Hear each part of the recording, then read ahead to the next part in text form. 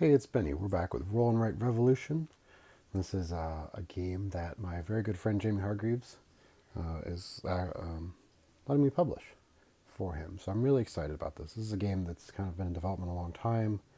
I'm looking forward to helping you all get a chance to play this game. This is a game actually I played when Jamie submitted to us originally, and I really enjoyed it. And I think you guys really will enjoy it as well. This is called Pride and Prejudice,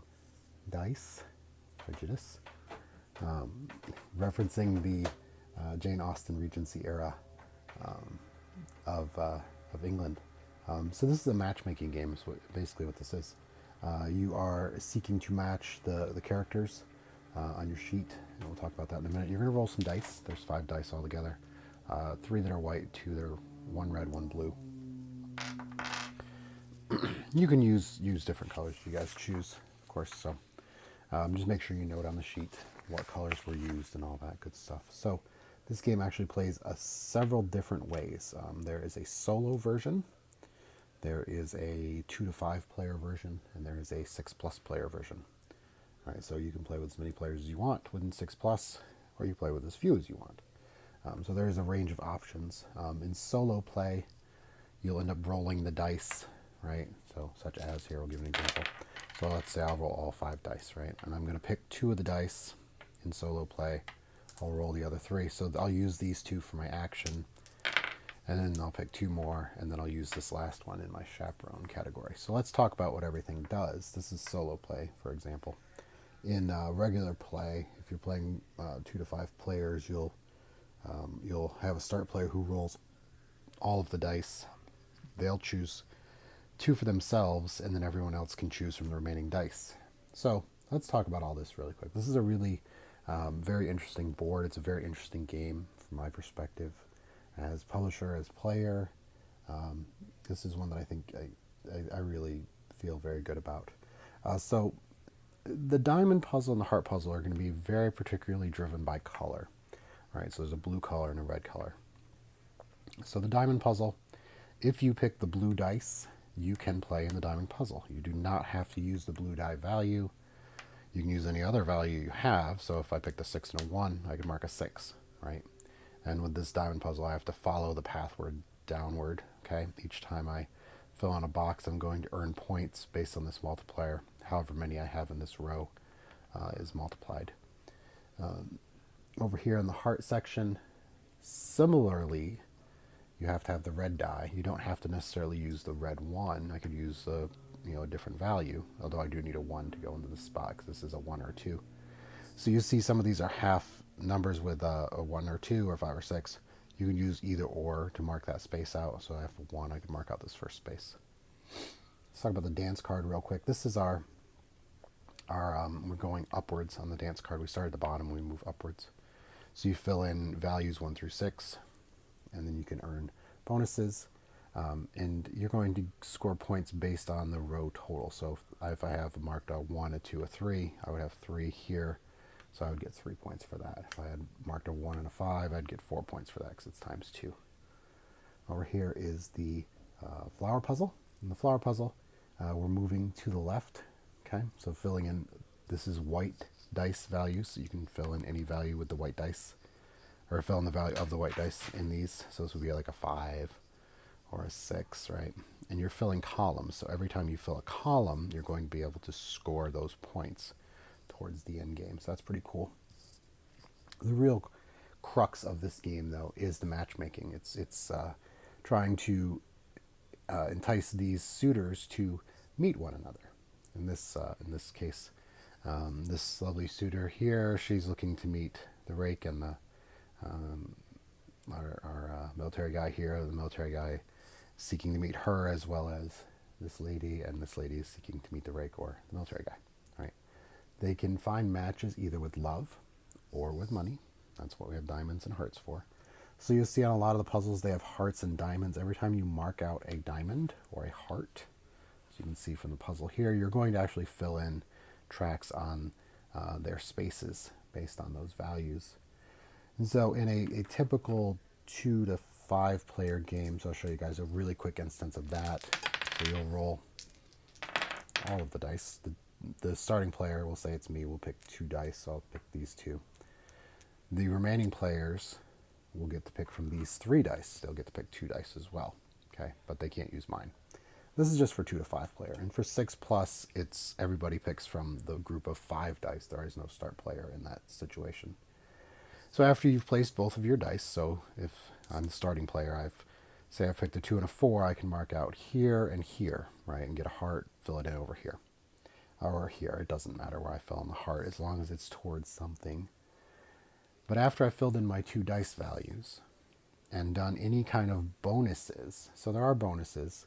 There's dice. You guys will see the dice icons on here.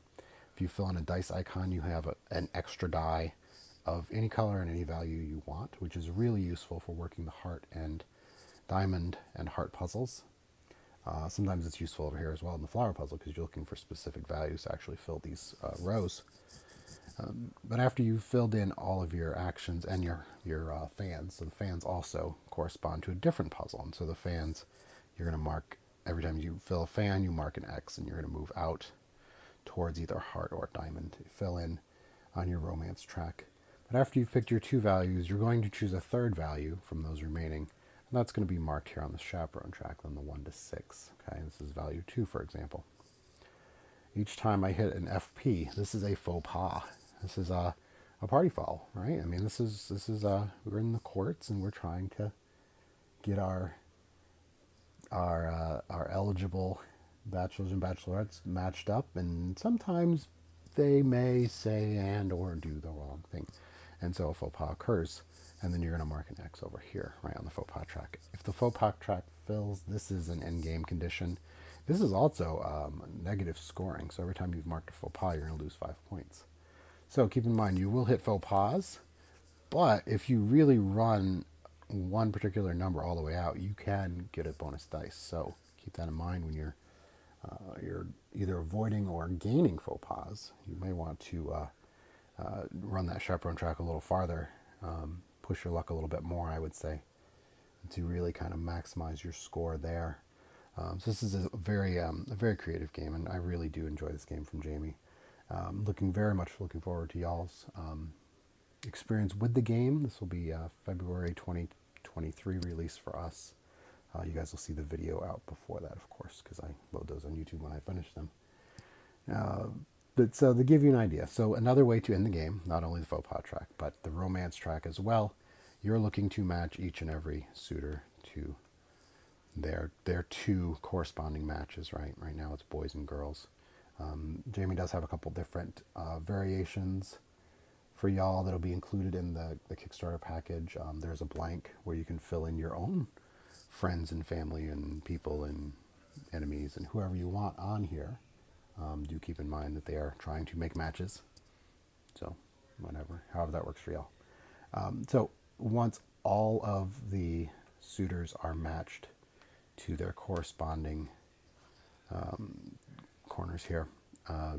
So if these guys have all the heart track full, and these guys have all the diamonds, all the hearts, and all the hearts, that would actually trigger an end game condition as well. So you're going to have 2 ways to trigger the end game. Keep in mind, it is a little bit of a race in that sense where you're racing to get to that level. But in racing to get to that level, you're pursuing different options to get some hearts, get some bonus dice. There's a lot of combo actions that can happen in this game. I think you guys are really going to enjoy this one a lot. If you guys have enjoyed That's So Clever, if you've enjoyed some of Ben and Matt's, the 3 Sisters, or you've enjoyed Fleet, the dice game with Adam, they did 3 Sisters with Adam. It has a lot of that combo experience with the game. It's a pretty good high scoring game. I mean, you're going to score well over 100 points pretty easily. So it is a lot of fun, and I hope you guys really do check this one out. And really, we're really trying to come up with a really good package for y'all. So it's going to be the game. It'll be, I think Jamie actually has a piece of music that y'all will be able to listen to, probably on the Kickstarter page as well. But we'll be able to listen to playing the game that he created. So we really do want to kind of maximize what y'all are getting, and for Jamie as well. Jamie has been working on a card game version as well. And so hopefully in the near future, you guys will see a card game version from Jamie. Certainly looking forward to that one myself. I do enjoy Jamie's work quite a lot. So very much looking forward to this and looking forward to sharing this with y'all. So anyway, without further ado, this is Pride and Prejudice, our Regency dice game from Walnut Revolutions, designed by my buddy Jamie Hargreaves. Thank you so much. Hope you all have a great day.